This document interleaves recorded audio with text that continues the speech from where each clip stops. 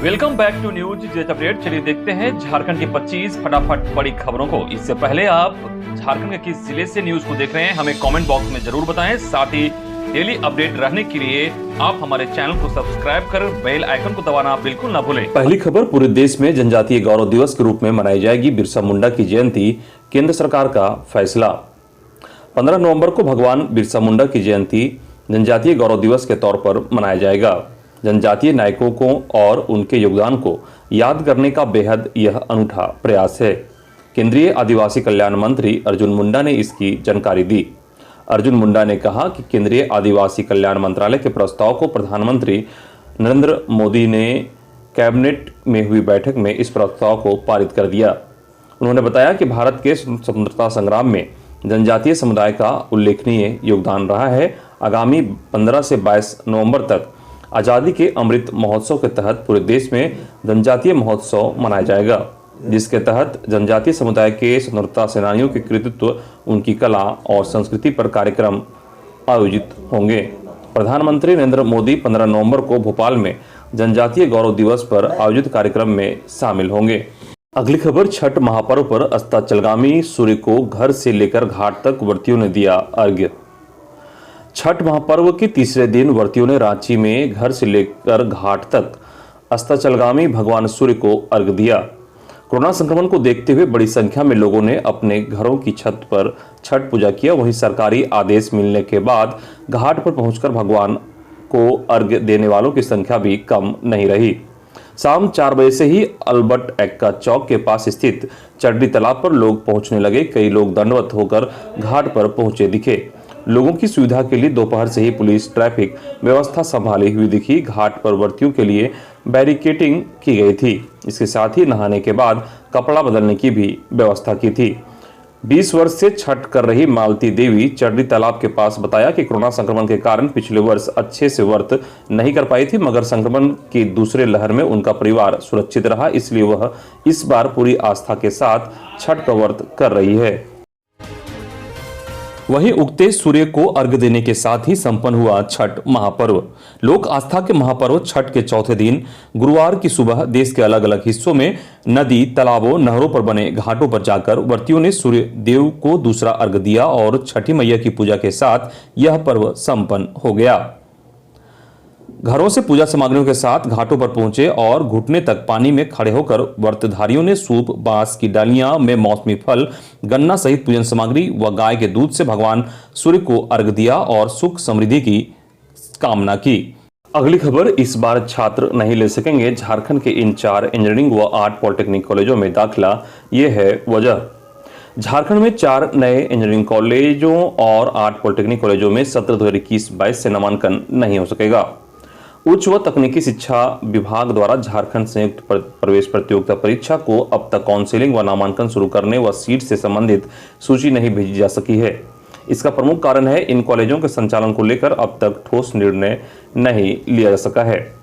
AICTE ने इन कॉलेजों को सत्र 2021-22 के लिए जुलाई 2021 में ही मान्यता प्रदान कर दी है।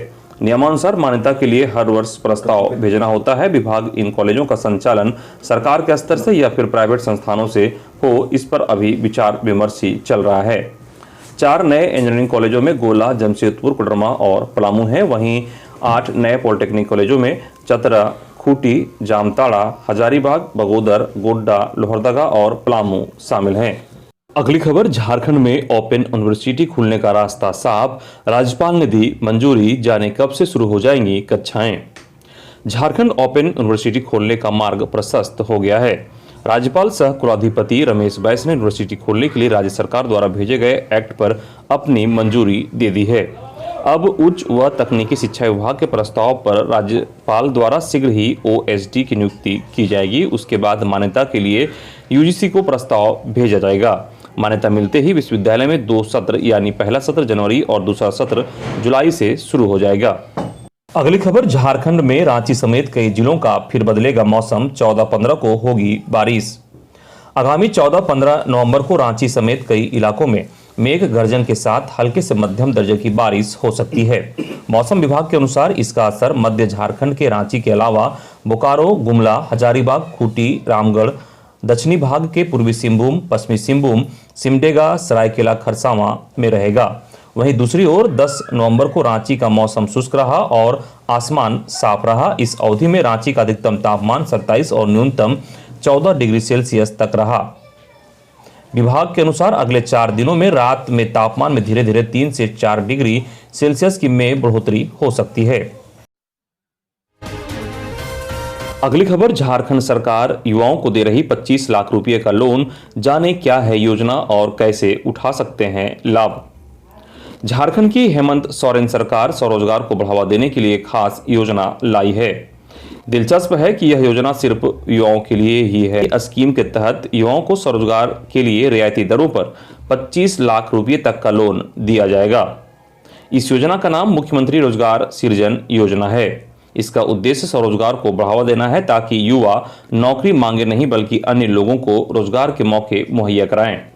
योजना का लाभ लेने के लिए हुनरमंद युवाओं को जिला कल्याण पदाधिकारी से संपर्क करना होगा। राज्य सरकार की ओर से इस स्कीम का फायदा उठाने के लिए कुछ शर्तें भी लगाई गई हैं। इस योजना का लाभ 18 से 45 वर्ष आयु वर्ग के युवा ले सकेंगे। मुख्यमंत्री रोजगार सृजन योजना के तहत दलित, आदिवासी, अन्य पिछड़ा वर्ग, अल्पसंख्यक और दिव्यांग श्रेणी के युवाओं को ही लाभ मिलेगा। इस श्रेणी के इच्छुक युवा जिला कल्याण पदाधिकारी से संपर्क कर योजना का लाभ लेने के तौर तरीकों के बारे में अधिक जानकारी ले सकेंगे। इस योजना के तहत हाशिए पर गए समुदाय के युवाओं को आर्थिक रूप से सक्षम बनाने का प्रयास किया जाएगा। अगली खबर, कैबिनेट की बैठक, कल होंगे कई बड़े निर्णय। मंत्रिमंडल सचिवालय एवं निगरानी विभाग द्वारा सूचित किया गया है कि मंत्रिपरिषद की बैठक रांची में शुक्रवार 12 नवंबर को अपराह्न 4 बजे से झारखंड मंत्रालय स्थित मंत्रिपरिषद कक्ष में होगी। झारखंड स्थापना दिवस 15 नवंबर को ठीक पहले कैबिनेट की होने वाली बैठक में कई महत्वपूर्ण प्रस्तावों को मंजूरी मिल सकती है। जानकारी के मुताबिक 12 नवंबर को होने वाली कैबिनेट की बैठक में विभिन्न विभागों में रिक्त पदों पर नियुक्ति की प्रक्रिया जल्द पूरी करने के लिए नियुक्ति नियमावली में संशोधन की स्वीकृति दी जाएगी। वहीं विभिन्न विभागों की नियुक्ति नियमावली में बदलाव की प्रक्रिया पूरी की जा रही है। मुख्यमंत्री कार्यालय भी इसे लेकर विभिन्न विभागों में की जा रही कार्रवाई की रिपोर्ट ले रहा है। मुख्यमंत्री हेमंत सोरेन ने 1 लाख से अधिक पदों पर शीघ्र नियुक्ति की घोषणा की है। उसे पूरा करने के लिए राज्य कर्मचारी चयन आयोग को अधियाचना भेजने का काम जल्द होना है। अगली खबर, नदी में स्नान कर रही महिलाओं के साथ साइबर क्रिमिनल्स ने की गंदी हरकत। देवघर पुलिस की सक्रियता से छठ पर टला सांप्रदायिक तनाव। छठ पर्व के दौरान असामाजिक तत्वों के चलते 2 समुदाय के बीच उभरे विवाद पुलिस की तत्परता से टल गया।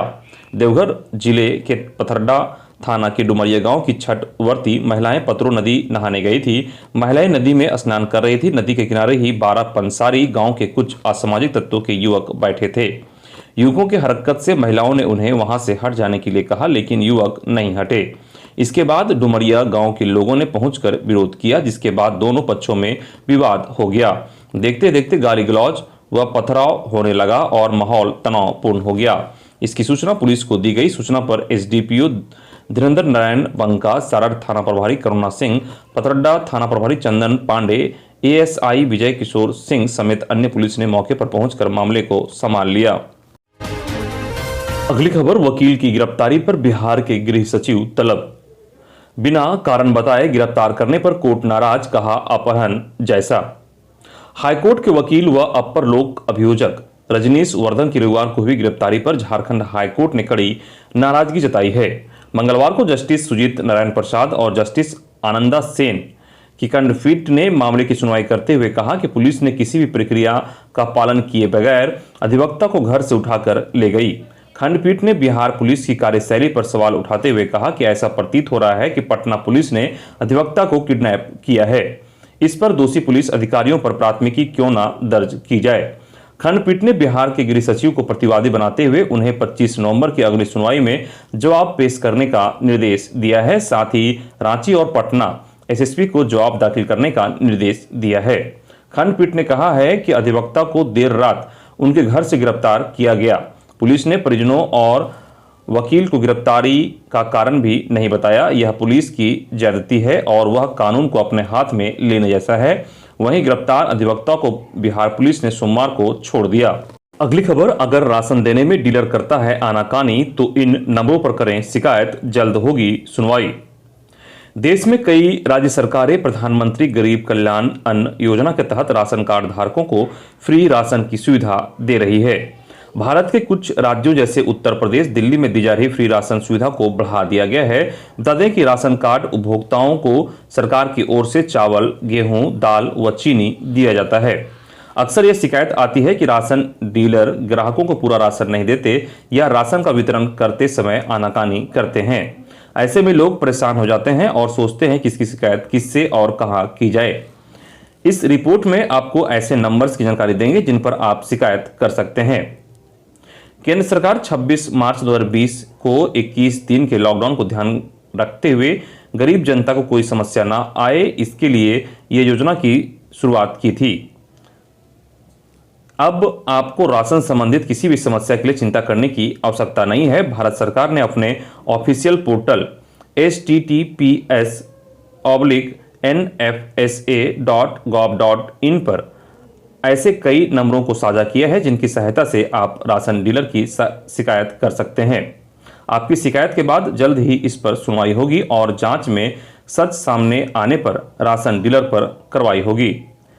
झारखंड के लिए आप 1800-345-6598 या फिर 1800-212-5512 पर टोल फ्री पर नंबर पर शिकायत कर सकते हैं। अगली खबर, लुगुबुरु घांटा बाड़ी धोरम गाड़ में इस वर्ष भी सम्मेलन व मेला नहीं, सिर्फ पूजा होगी। संथालियों की संस्कृति व परंपरा के उद्गम स्थल लुगुबुरु घांटाबाड़ी धोरम गाड़ में इस वर्ष भी कार्तिक पूर्णिमा पर सम्मेलन व मेला आयोजित नहीं होगा। पुराने थान में सिर्फ समिति के द्वारा पूजा की जाएगी। बुधवार को श्यामली गेस्ट हाउस TTPS लालपनिया में बेरमो अनुमंडल प्रशासन व समिति की बैठक में SDO अनंत कुमार ने कहा कि कोरोना अभी खत्म नहीं हुआ है, इसलिए पिछले साल के गाइडलाइन को ही अभी जारी रखा जाएगा। हर वर्ष कार्तिक पूर्णिमा पर लुगुबुरु में आयोजित होने वाले 2 दिवसीय अंतर्राष्ट्रीय संथाल सरना महाधर्म सम्मेलन में देश के कोने कोने के अलावा पड़ोसी देशों से भी लाखों संथाली श्रद्धालु अपने इस महान धर्म स्थल में मत्था टेकने पहुंचते हैं।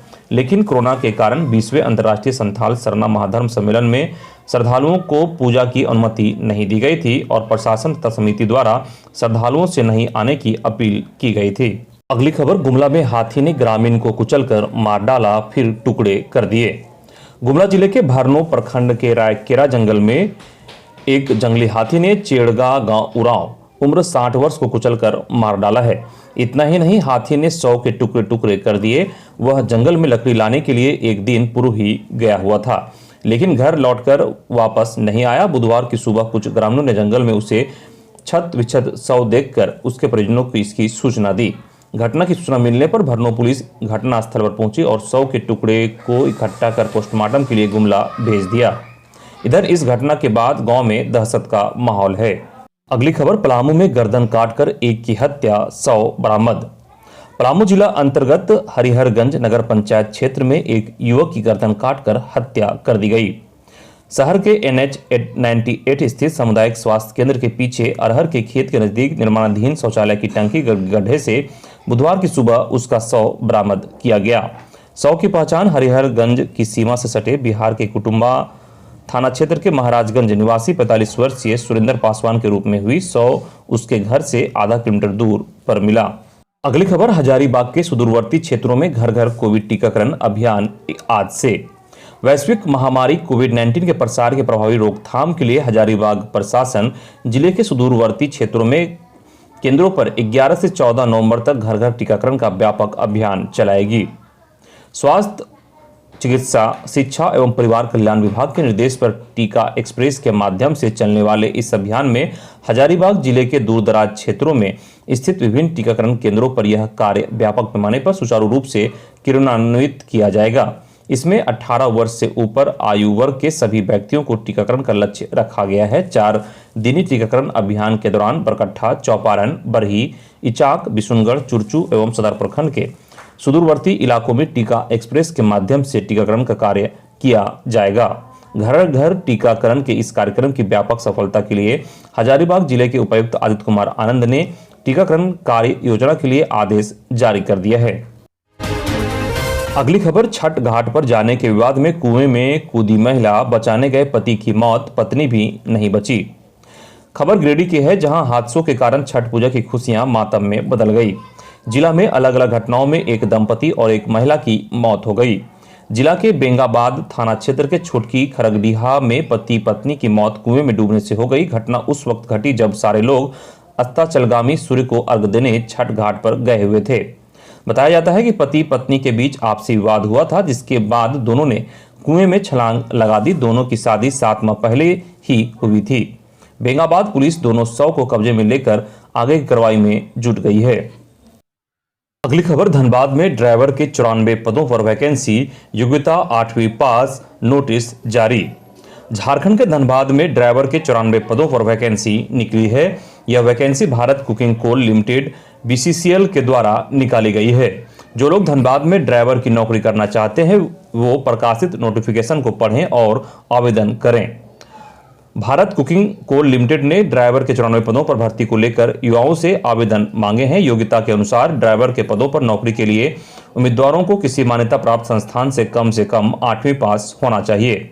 आवेदन की अंतिम तिथि 22 नवंबर 2021 निर्धारित है। वहीं चयन की प्रक्रिया उम्मीदवारों का मेरिट के आधार पर होगा। अधिक जानकारी आप नोटिस से प्राप्त कर सकते हैं। इच्छुक उम्मीदवार भारत कुकिंग कोल लिमिटेड के आधिकारिक वेबसाइट पर जाकर नोटिस को पढ़ें और आवेदन करें। वेबसाइट का लिंक है https://www.bcclweb.in। इधर गुमला में भी कई पदों पर निकली वैकेंसी, नोटिस हुआ जारी। झारखंड के गुमला में कई पदों पर वैकेंसी निकली है। इसके लिए केंद्रीय विद्यालय संगठन KVS ने अपने आधिकारिक वेबसाइट पर नोटिस जारी किया है। इच्छुक उम्मीदवार नोटिस को पढ़ें और आवेदन की प्रक्रिया को पूरा करें। आपको बता दें कि केंद्रीय विद्यालय गुमला में टीचर के पदों पर भर्ती को लेकर आवेदन आमंत्रित किए गए हैं। इन पदों पर आवेदन करने के लिए उम्मीदवारों की योग्यता के अनुसार 12वीं, B.Ed, ग्रेजुएट, पोस्ट ग्रेजुएट आदि निर्धारित किया गया है। केंद्रीय विद्यालय गुमला के इन पदों पर उम्मीदवारों का चयन इंटरव्यू के माध्यम से किया जाएगा। अधिक जानकारी के लिए नोटिस को पढ़ें। इच्छुक उम्मीदवार केंद्रीय विद्यालय गुमला के आधिकारिक वेबसाइट पर जाकर प्रकाशित नोटिफिकेशन को पढ़ें और दिए गए निर्देशानुसार आवेदन भरें। आधिकारिक वेबसाइट https://gumla.kvs.ac.in है।